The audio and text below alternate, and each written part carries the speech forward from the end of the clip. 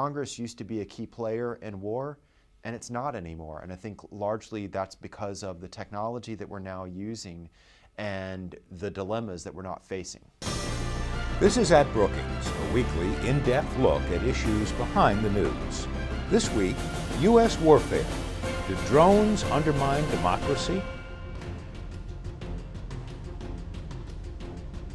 The conduct of war is going high-tech. The U.S. military has 20,000 robots to fight its battles, and with these unmanned machines, often called drones, it's possible to strike at our enemies from thousands of miles away while limiting field combat and potential fatalities of U.S. personnel. But the use of drones does more than that, notes senior fellow Peter W. Singer, something that might make the Founding Fathers shudder. We're talking about what used to be something serious, what is something serious still today, war, and yet we're not treating it that way. And the interesting thing, the important thing here is that we're just at the start of this. This technology that we're using now, unmanned systems, sometimes called drones, this is not just a game changer, but it's something that's here to stay. That is, the military's gone from using a handful of these to having more than 7,000. They're not going away. So the impact of this technology on our political discourse is going to continue. But it also applies to other areas. We see other new technologies being used that allow us to carry out action abroad without sending people into harm's way. That's one of the essences of cyber warfare. And so this dilemma of how do you authorize something when you don't have people going into harm's way, but you are engaging in a big decision, this is something that the political body politic has to figure out. It's not just something for the executive branch. It's for Congress, it's for the media, and it's for citizens. Well, Peter, what happened? Did Congress drop the ball, or was it a combination of things? We don't declare war anymore. The Constitution said we're supposed to, and yet we haven't done that since 1942 against the last of the Axis powers. We've engaged in things that we would think of as war, but we haven't formally declared it, haven't had Congress sign their names to it. Why? What changed? The president is the commander-in-chief of the forces in war, but Congress decides when and where we go to war. The problem is now we have this technology that the Founding Fathers couldn't have even dreamed of, where it's allowed us to disentangle these two parts of war. We can go out and blow things up, but not have to send people into harm's way. And that's a positive because you aren't seeing those condolence letters going to sons and daughters. The problem is that it's by breaking that connection, Congress's role is essentially, it's not playing a role in when and where we go to war, at least what we used to think of as war. So the situation now is that the executive branch, the president, is more or less deciding where we go and when? We have set a huge, huge precedent now that we may well regret later on. And the precedent is this, and it carries across whether you're talking about the operations in Pakistan on the CIA side and the ones in Yemen, you name it, or the overt side with the Libya campaign. The precedent has been set in the last year that as long as you do not have U.S. troops going into harm's way, the executive branch can engage in these actions. Congress does not have to declare war, does not have to publicly authorize it.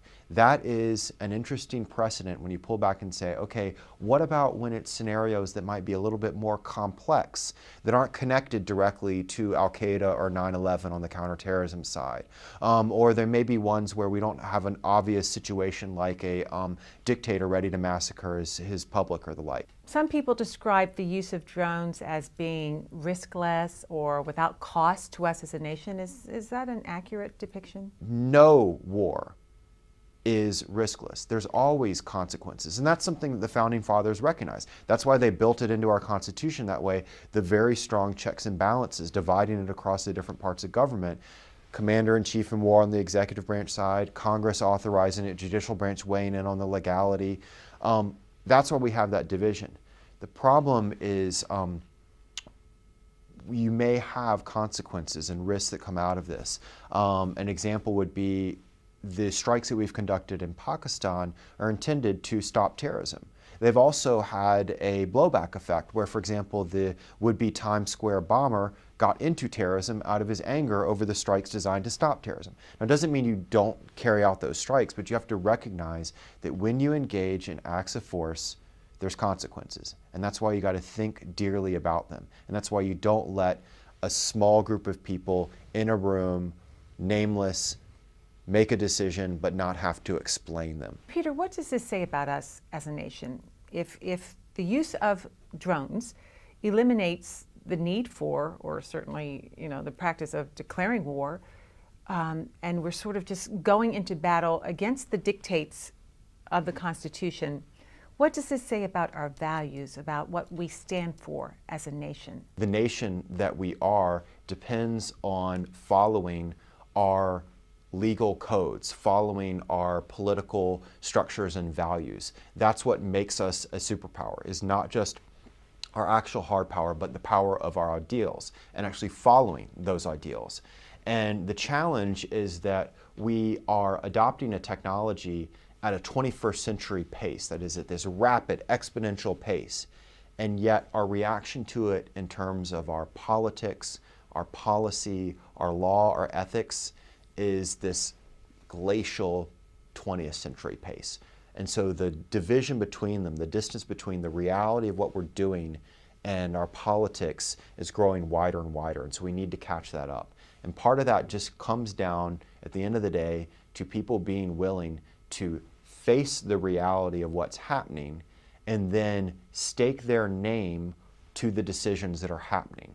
That is, stop denying that we are conducting operations that we cannot confirm or deny, and yet taking credit for them in the media.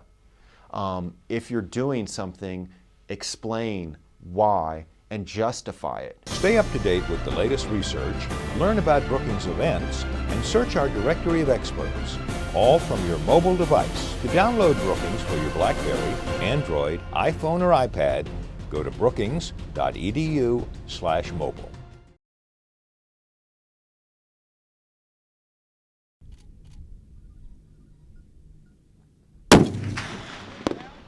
U.S. Army General John Pershing, the commander of American forces during World War I, said the deadliest weapon in the world is a Marine and his rifle.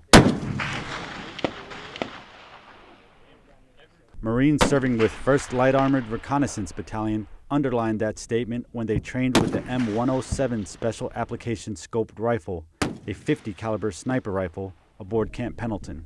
It gives us long-range anti-material capabilities. We can reach out up to 2,000 yards and be able to disrupt and delay enemy armored vehicles, any fortified positions, sandbag bunkers, things of that nature.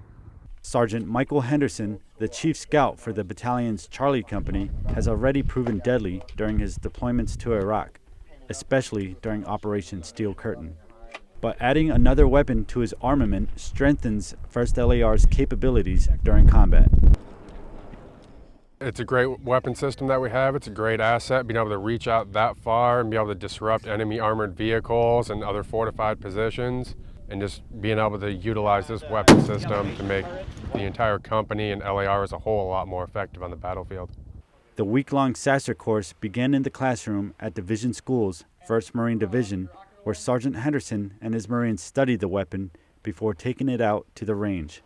It was the first time Sergeant Henderson used the shoulder-fired precision rifle of that caliber. Aside from the long range, the rounds that are fired, the Mark II-11 Rafis round, is an armor-penetrating, almost high-explosive type of round that's capable of penetrating a pretty significant amount of armor.